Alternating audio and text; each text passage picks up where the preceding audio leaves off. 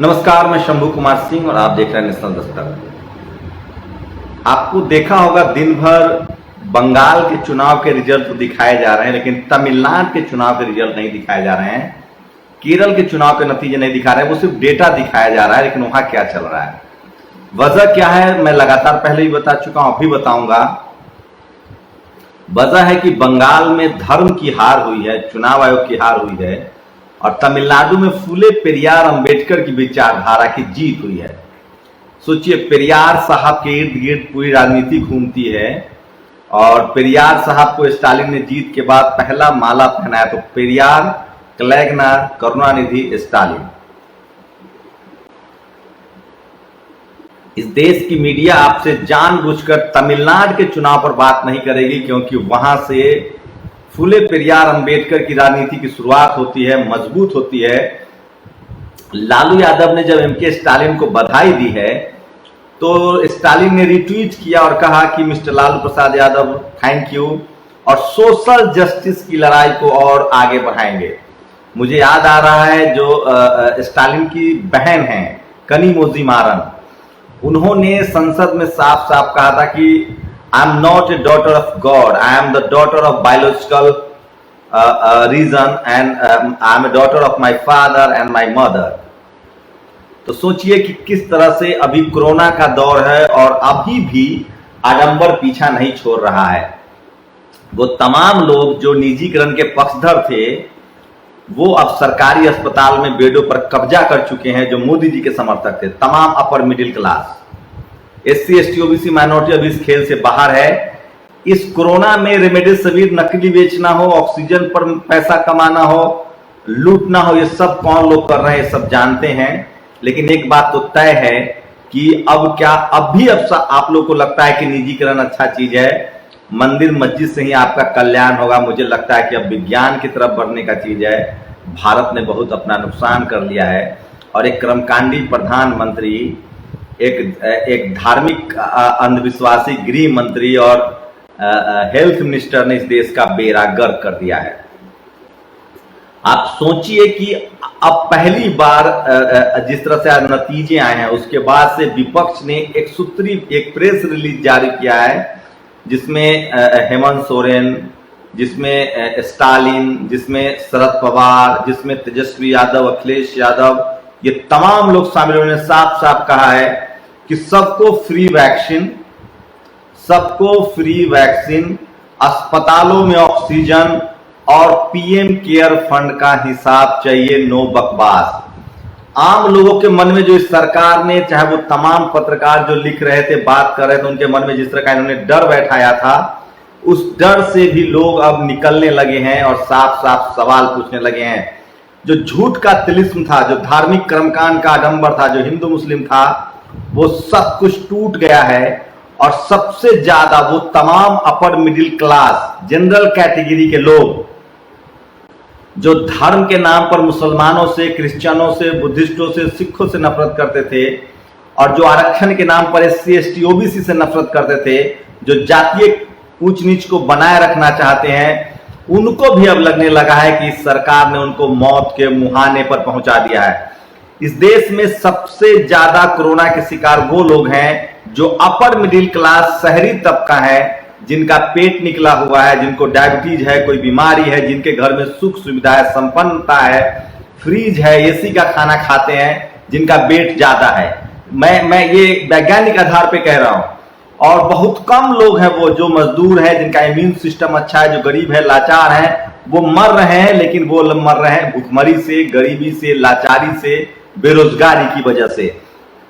लेकिन इस देश का वो तबका जो अब तक सोशल मीडिया हो, टीवी हो, अखबार हो, सोचिए रोहित सरदाना जैसा पत्रकार मर जाता है, जो लगातार सरकार को अंधेरे में रखता है। तो आज टीवी आपने देखा होगा, इसीलिए आपको तमिलनाडु का चुनाव और केरल का चुनाव नहीं दिखाया जा रहा है।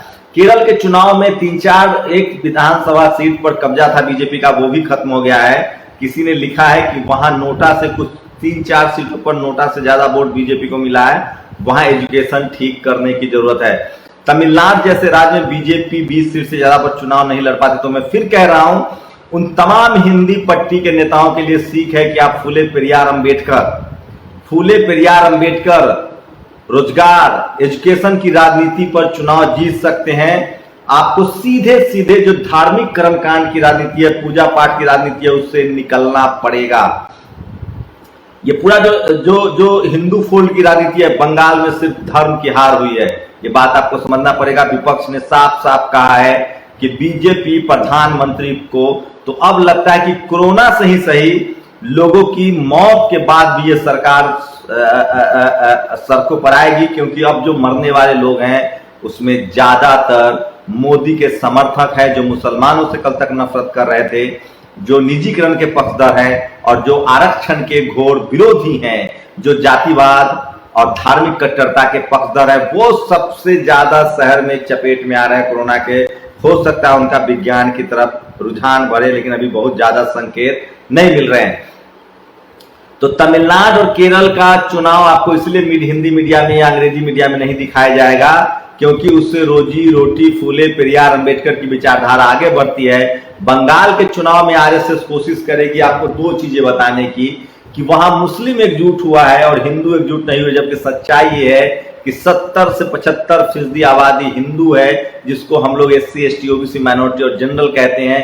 पूरे देश में फूले पेरियार अंबेडकर की सोशल मीडिया की वजह से जिस तरह से लहर चल रही है, SC ST OBC माइनॉरिटी के लोगों ने भी आरक्षण के पक्ष की वजह से बीजेपी को वोट नहीं किया है। तो आरएसएस के इस फोल्ड में बिल्कुल मत जाइए। मैं फिर कह रहा हूं कि अभी भी उम्मीद है कि लोग समझेंगे, चेतेंगे, और जो 12 से 15% इस देश में आबादी है, जिसका मीडिया, जुडिशियरी, ब्यूरोक्रेसी, बिजनेस पर कब्जा है, जो मोदी जी के भक्त हैं। आप सोचिए, अभी भी बीजेपी को लगता है कि घर में एक दो लोगों के मरने के बाद, रिश्तेदारों को खोने के बाद, दोस्तों के खोने के बाद भी उनके जो हार्डकोर समर्थक है वो मुस्लिम के नाम पर, धर्म के नाम पर, आरक्षण के नाम पर और निजीकरण के नाम पर उनके साथ बने रहेंगे। ऐसा अब नहीं लगता है। विपक्ष को भी अब ताकत मिली है और तेजस्वी ने, अरविंद केजरीवाल ने, तमाम लोगों ने, ममता बनर्जी और स्टालिन और तमाम लेफ्ट नेताओं को बधाई दी है। एकजुटता तो बनती दिख रही है, लेकिन सवाल है कि मीडिया की जो भूमिका है वो संदिग्ध है। और क्या अपने पत्रकारों को गंवाने के बाद क्या अब भी आपको लगता है कि टीवी अखबार जो पॉजिटिव न्यूज दिखा रहा है वो आपको अस्पताल में ऑक्सीजन नहीं है ये नहीं दिखा रहा है, मरने का आंकड़ा नहीं दिखा रहा है, आपकी लाचारी बेबसी नहीं दिखा रहा है, तो अल जजीरा, BBC जैसे चैनल देखिए, CNN देखिए। दिल्ली, देश की राजधानी दिल्ली, जहां सेंट्रल बड़े बड़े AIIMS, Safdarjung, RMA, lady Hardinge जैसे अस्पताल है खुद केंद्र के, वहां सड़कों पर ऑक्सीजन के लिए लोग भटक रहे हैं, मरने के लिए मजबूर हैं। तो इसलिए मैं कह रहा हूं कि अब भी आपको सचेत होना होगा और जाति और धर्म से ऊपर उठकर विकास, अस्पताल, एजुकेशन और विज्ञान की लड़ाई लड़नी पड़ेगी। नहीं तो अगर आप एक ऐसे शख्स को प्रधानमंत्री आपने चुन लिया है जिसकी की पूरी राजनीति जो है वो मौत की राजनीति है, चाहे नोटबंदी हो, चाहे GST हो, चाहे किसान आंदोलन हो। किसानों को भी बहुत क्रेडिट देना पड़ेगा। इस चुनाव में जो बीजेपी की हार हुई है बंगाल में, उसको लेकर किसानों ने लगातार कैंपेन चलाया था। तो मैं फिर कह रहा हूं, मीडिया आपको केरल और तमिलनाडु का रिजल्ट इसलिए नहीं दिखाएगी, वहां इसलिए कवरेज नहीं करेगी क्योंकि वहां धर्म के नाम पर नहीं, सोशल जस्टिस, इक्वालिटी, फ्रेटर्निटी और कॉन्स्टिट्यूशन के नाम पर चुनाव होता है। वो बार बार बंगाल लेकर जाकर आपका विश्लेषण करेगी कि हिंदू मुस्लिम का मसला चल रहा है। एक बात तो तय है कि बंगाल के चुनाव के बाद इसका प्रभाव उत्तर प्रदेश, पंजाब में तो कुछ है नहीं बीजेपी के लिए, उत्तर प्रदेश पर भी पड़ेगा। और सबसे ज्यादा उत्तर प्रदेश में जिस तरह से हर घर में कोई ना कोई सफरर है, आप यकीन मानिए इस सरकार से ज्यादा आप लोग मीडिया को दोषी मान रहे हैं। और मुझे लगता है कि कोरोना से अगर सब कुछ ठीक हुआ तो पत्रकारों की कहीं पिटाई न शुरू हो जाए। अपना ख्याल रखिए, सचेत रहिए, क्योंकि आपको आत्मनिर्भर इतना बना दिया गया है कि ऑक्सीजन भी आपको ढूंढना है, दवाई भी आपको ढूंढनी है, अस्पताल में बेड भी आपको ढूंढना है, और हो सकता है आपकी जिंदगी न बच पाए। आप लोग की क्या प्रतिक्रिया है इस लाइव पर? अपनी प्रतिक्रिया भी जरूर दीजिए। शुक्रिया। नेशनल दस्तक की आपसे गुजारिश है कि अगर इसको बचाना चाहते हैं तो नेशनल दस्तक को सब्सक्राइब करने के लिए रेड कलर के सब्सक्राइब बटन को दबाएं, फिर बेल आइकन की घंटी दबाएं। नेशनल दस्तक को बचाने के लिए बहुत जरूरी है कि हर खबर को शेयर करें, लाइक करें, कमेंट जरूर करें।